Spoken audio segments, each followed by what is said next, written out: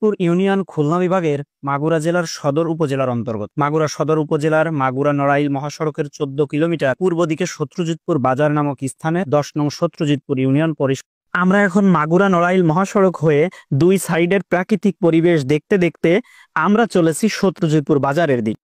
প্রায় 18.18 বর্গ কিলোমিটার এলাকা জুড়ে সত্যজিৎপুর ইউনিয়ন অবস্থিত। সত্যজিৎপুর ইউনিয়ন খুলনা বিভাগের মাগুরা জেলার সদর উপজেলার অন্তর্গত। মাগুরা সদর উপজেলার মাগুরা নড়াইল মহাসড়কের 14 কিলোমিটার পূর্ব দিকে সত্যজিৎপুর বাজার নামক স্থানে 10 নং সত্যজিৎপুর ইউনিয়ন পরিষদটি অবস্থিত।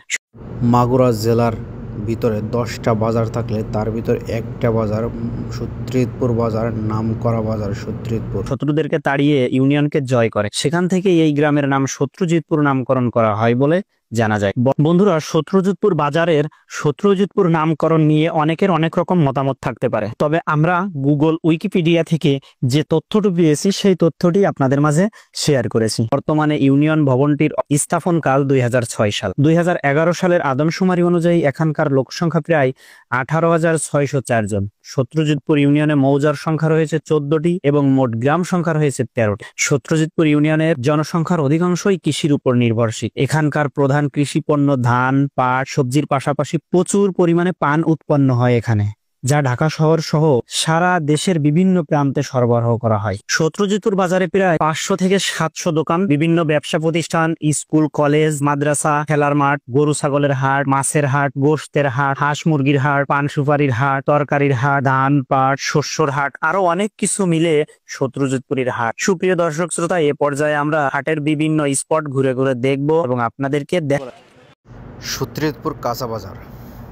কাঁচা বাজারে সব ধরনের সবজি পাওয়া যায়। এটা হচ্ছে সকালবেলার বাজার। জাস্ট কিছু লোক আসছে, বাজার করতেছে। হাটের দিন হলে এখানে হাজার হাজার লোক থাকে। বেচা কিনা অনেক ভালো হয় ব্যবসায়ীদের।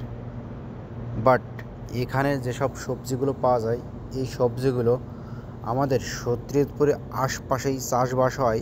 এই সবজিগুলো, সেই সবজিগুলো এইখানে আনা হয়, মানে ভালো, দামে কম।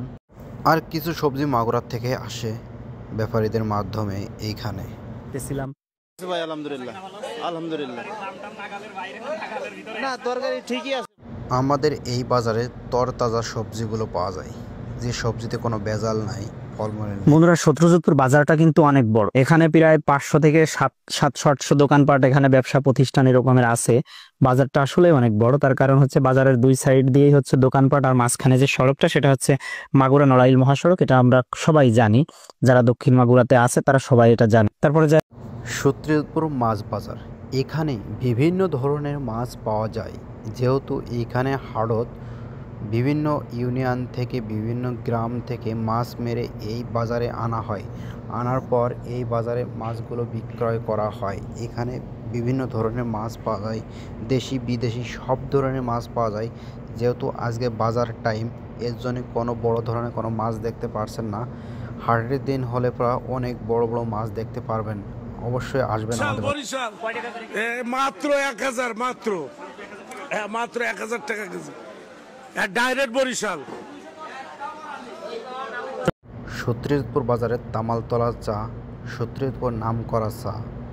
এখানে যে একবার চা খাইছে তার ঠোঁটে অবশ্যই লেগে থাকবে আজীবন। এইখানের চা একটি কাপ 20 টাকা, একটি কাপ 20 টাকা। বন্ধুরা, চা খাওয়া শেষে আমরা আবারও বাজারের ভিতর প্রবেশ করছি। বাজারের বিভিন্ন সাইড থেকে আর কিছু ফুটেজ নিব। তবে আমরা যখন ভিডিও করি, ভিডিও করার সময় অনেক ব্যবসায়ী চেষ্টা করতেছিল, অনেক ব্যবসায়ী বলতেছিল সাক্ষাৎকার দেওয়ার জন্য। আসলে সকলের সাক্ষাৎকার নিতে পারিনি, তার জন্য আমি আন্তরিকভাবে দুঃখিত। তার কারণ হচ্ছে সময় স্বল্পতার কারণে আসলে হয়ে ওঠেনি, আমি একটু ব্যস্ততার কারণে নিতে পারিনি। তারপর অন্য একদিন ইনশাল্লাহ চেষ্টা করব যতদূর সম্ভব কম বেশি করে প্রত্যেকের সাক্ষাৎকার নেওয়ার জন্য, আর সুন্দর একটা ইউনিক টাইপের ভিডিও করার জন্য। বন্ধুরা, আপনারা একটা বিষয় জানেন, সেটা হচ্ছে সত্যজিৎপুর হাটে প্রচণ্ড পরিমাণে পান বিক্রি হয়। কিন্তু আমরা যে টাইমে গেছি সেই টাইমে আমরা যে হচ্ছে পান বিক্রি করাও আমাদের চোখে পড়েনি। তারপর হচ্ছে হাঁস মুরগির যে হাটটা বসে, সেই হাঁস মুরগির সাইডেও আমরা গিয়েছিলাম যে কিভাবে কি রকমের বেচা কিনা হচ্ছে, কত দূর। আমরা সেখানেও ততটা আসলে চোখে